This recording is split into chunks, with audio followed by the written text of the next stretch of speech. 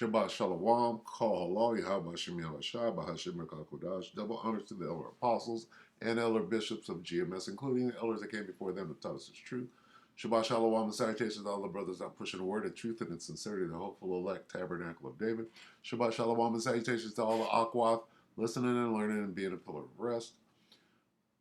I am the brother Yahshua. I'm back with the World War III Daily Update. Shabbat Shalom and salutations to you as well. Today is War and Rumors of War Tuesday, and we'll just get it out of the way. Matthew 24 and 6. And ye shall hear of wars and rumors of wars. See that ye be not troubled, for all these things must come to pass, but the end is not yet. Okay? Now, what we do is we go and read these other versions. NIV, rumors, wars and rumors. We know that. NLT, wars and threats of wars. Okay? We got rumors and threats and reports. Rumors, threats, reports, and where'd it go? News.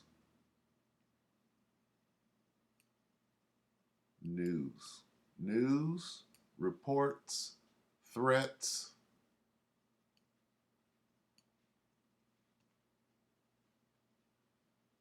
and rumors of wars.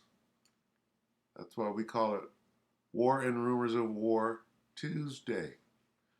All right, so let's look for some threats. Let's look for some news. Let's look for some reports. We're going to Nate. We're in 5 minutes here, and listen to what he says. All right. War declaration. He's going to say something. I've been saying there has been no formal declaration of war. I mean, they don't do that anymore. He's going to explain. Take it away, Nate. This is 14 hours ago, Canadian Prepper. Breaking news, huge explosion in Moscow. That's crazy. Take it away, Nate. That I do think that Ukraine is banking on some large-scale provocation which will force Russia to change its stance from an anti-terrorist special military operation to something more warlike, maybe like a declaration of war light, because nobody's going to declare war anymore. I mean, the days of declaring war are over. It's always going to be euphemistically wrapped in some pretty little package like Operation Iraqi Freedom or something. They're never going to declare war on a nation explicitly. Look, for all intents and purposes, Russia is already at war with components of Ukraine. That's undeniable. I'm not saying that it was an invasion. I'm not saying that they're not at war. It's the worst war in our lifetime. But formally speaking, were they to really truly be at war, the place would have been carpet bombed a long time ago. I'm not saying that it would be easy and they would have the logistics lined up to do that in a pinch, but I think that there would be a lot more collateral damage. It would be a lot more indiscriminate than it is right now. Russia needs they don't want a nuclear war. And here's the thing. Here's the big takeaway, okay? If Russia is provoked into having to take some kind of action, because the public is only going to tolerate so much. The public, Putin knows that as soon as they declare war, all of these other things, according to the Russian Duma and their whole legal process there, all these other things have to happen, which is going to stifle life in Moscow. And people are going to start to get pissed off, and support for Putin is going to start to wane. It's inevitable that it's going to happen. Unless the overwhelming motivation, the demand for a war to be declared is there. And the only way that happens is if Ukraine does something that is so provocative and so upsetting to the Russian population that the calls for declaration of war overshadow any advocates for a more peaceful and soft approach. Now, is this war and rumors of war? Is this threats? Is this reports? Is this news? Is this what's his name? What's that movie with that demon? What is it called? It's exactly what this is. I had the name earlier. I just forgot. Gosh, what's that demon's name? Anyway, carry on. I'll remember in a second here. And it appears as though that's been shifting for some time. The fact that we're already desensitized and acclimated, normalized to this attacks on Moscow being so frequent is incredibly dangerous. And most people don't realize, because even a year ago, nothing like this could have happened without being front page breaking news. An explosion on a Moscow skyscraper 1 year ago, people probably would have been panic buying in the stores. I mean, think about that for a second. That is what's happened today.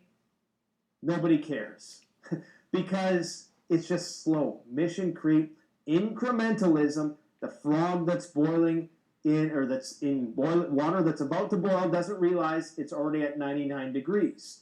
Things can happen and unravel real fast. Right now, Russia is covertly moving all the pieces into position in order to make that seamless transition into a declaration of war when they inevitably have to. It's going to happen.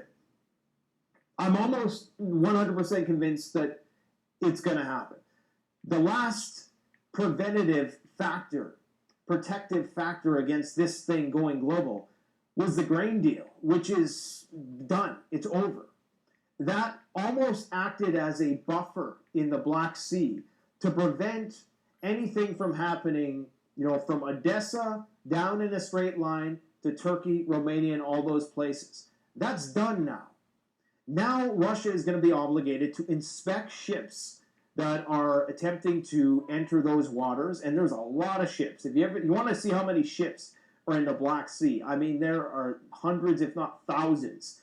It doesn't look like that when you just look at a blank map and you look at flight radar and you see that there aren't any planes there. There's a lot more ships than there are planes. And so the potential for something to pop off there is very great. The potential for something to happen in Belarus is very great with Kaliningrad. Right now, there are Wagner troops appear to be showing or digging trenches, and this is a video that just came out today. They're digging trenches. I'm assuming that this is a training exercise. They're training the Belarusian soldiers how to fight modern high-intensity trench combined arms warfare. Basically teaching them things they learned in Bakhmut, I'm presuming, because they're building all these fortifications. Now, are they actually building a system of trenches in Belarus is the question, in anticipation that the war inevitably spills over. Because Russia will have to declare war, I do believe. They'll be forced into declaring war. This is why Putin came out today. For all the people who are pro-Russia, and you're telling yourself, oh, Russia's winning, the attritional rate's 9-1, and the Ukrainians are on their last legs. Douglas McGregor's been saying that for the longest time. No disrespect to him. The guy's a wealth of knowledge, and he's very articulate and well-spoken. But that's the one thing I might disagree with him on, is this idea that the Ukrainians are done and finished. In fact, the numbers that I see, the Ukrainian military is still very large. They still have, obviously, all of NATO's 32 countries. Whether they're just service-based economies or not, they have those service-based economies, and they're tens of trillions of dollars of GDP behind them. They have weapons. They're hardly out of the fight just yet. And Russia is not ready to take over Kharkiv, much less the entirety of Ukraine, much less the entire fight with NATO. But they're working on it. They need to bide their time. They're not ready just yet. And I think Ukraine understands this, because what other motivation would there be to send these drones that do nothing, really? I mean, the explosions are big, but they're not. I'm sure, if you target the right things with precision, you could cause some damage, a few hiccups in their supply chain or their logistics chain, or even militarily. Maybe you take out, assassinate some leaders, but that could, that all it's going to do is create the the population there is going to demand a more aggressive response. And this has happened time and time again. The Ukrainians target an oil depot in Crimea, and then the Russians just follow up with a volley of 20 hypersonic missiles or something. I mean, obviously not that extreme, but you understand it never pays off. It's just kind of like any sort of, if we want to frame it, use the terrorism as an example. All terrorism does is give the other side a justification to use all of its force against you. It's like, the provocateurs in a protest that the cops send in when they want to deal with a protest really fast. They put a couple of their guys in plain clothes and they go and throw stones at the police. Now the police can use all their force and they have every justification they need to go in there and crack down on the protesters. Well, the same thing is true. Facts about California energy policy. Bear with me.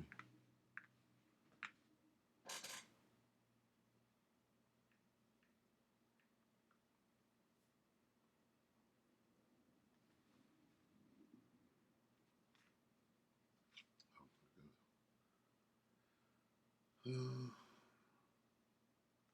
we go. So I can bear with me. The same thing is true in this case.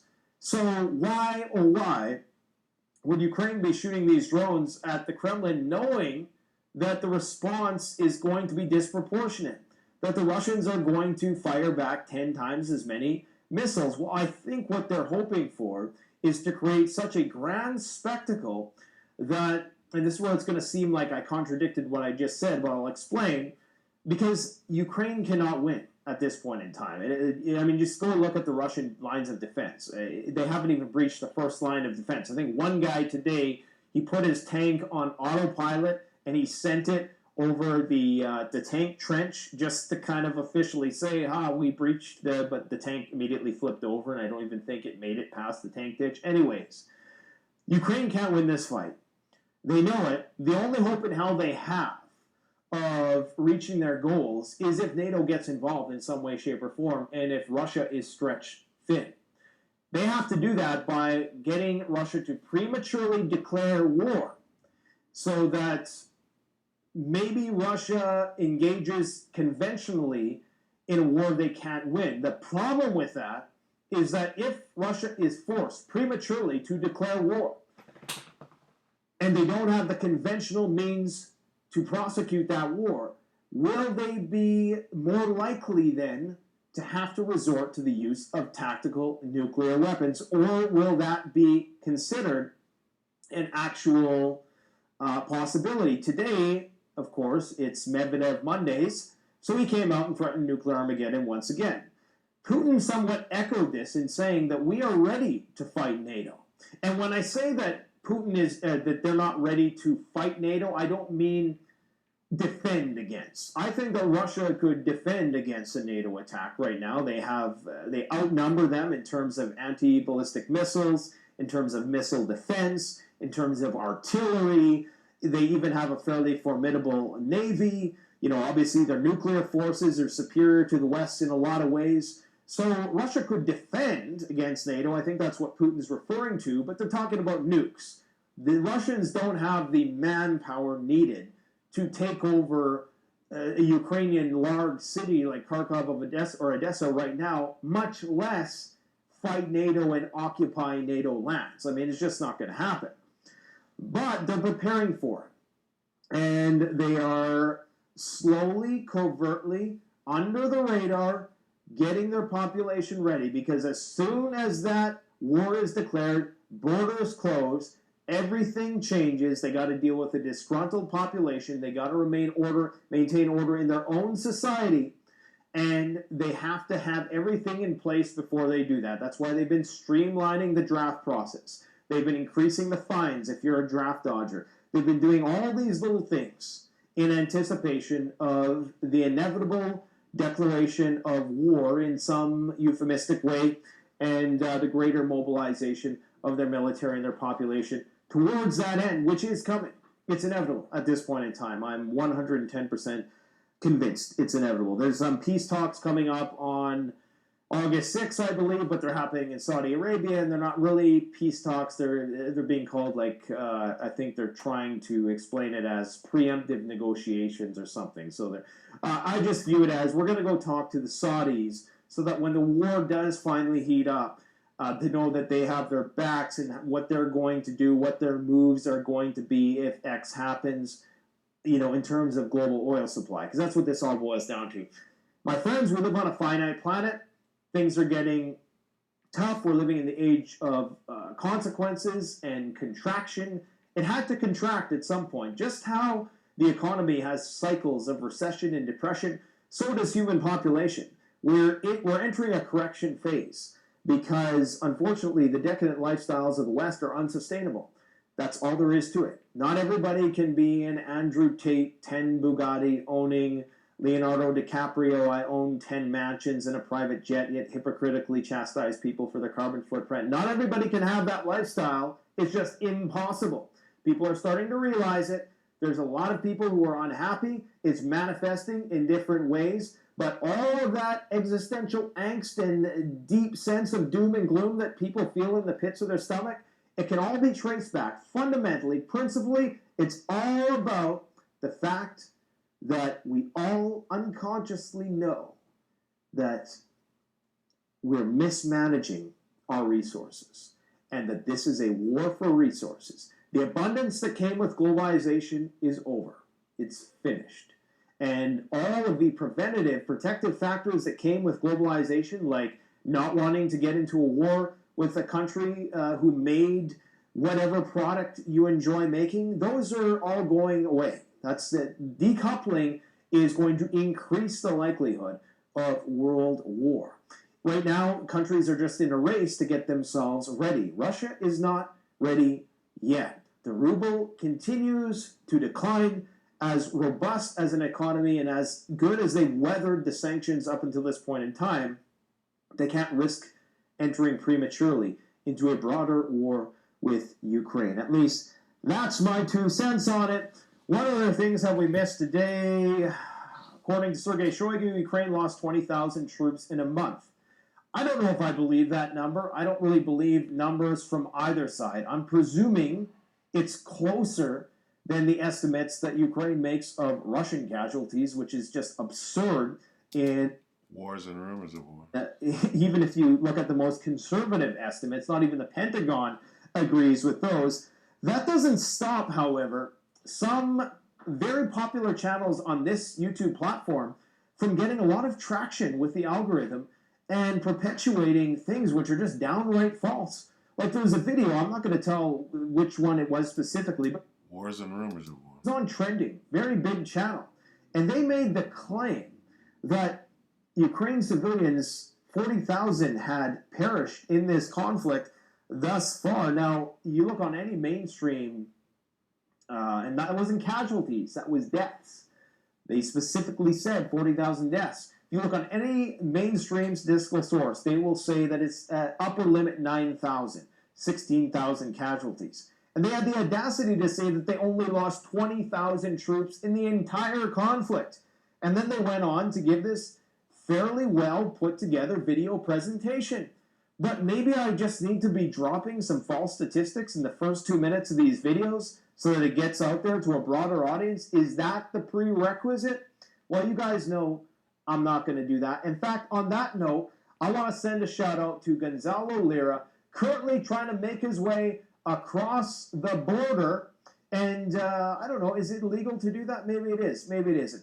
He is fleeing because he's going to likely be prosecuted for the crime of having an opinion in a war zone, apparently. Apparently that runs counter to the democratic values being upheld in the current martial law state of affairs going on in Ukraine right now, where the elections have been suspended. So I wish you the best of luck, brother. I hope you make it across the border. I hope you can seek asylum in the countries that you are looking to seek asylum in. And most of all, I just hope you get a fair trial, if in the very least you get a fair trial, because we know it's going to be very impossible. It's going to be unlikely for that to happen in the current state of affairs. Now, I understand the sensitive nature when being in a war zone. You have to do things that will run counter to democratic principles. In fact, in an SHTF situation, just like, if you guys ever seen the movie The Walking Dead, Rick Grimes says to people, season 2, beginning of season 2, after, everybody had realized that, okay, we're in the zombie apocalypse now, he said, this is no longer a democracy. This is now a dictatorship. And I'm calling the shots because that's how the most amount of people here are going to survive. Okay, we'll end it right there on the zombies. Right? I forget the name of the movie with this face in it. Where is it? Facts about California. We're not going to get into it. Anyway, we'll go ahead and end it right there. Let's see. Let's just get Revelation on the way up. Revelation 11 and 14.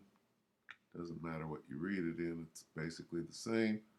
The second woe has passed, and behold, the third woe is coming shortly. World War III, World War II is past. Okay. All right, so with that, we hope that you were edified, you brothers and sisters. With that, we can say Shabbat Shalom.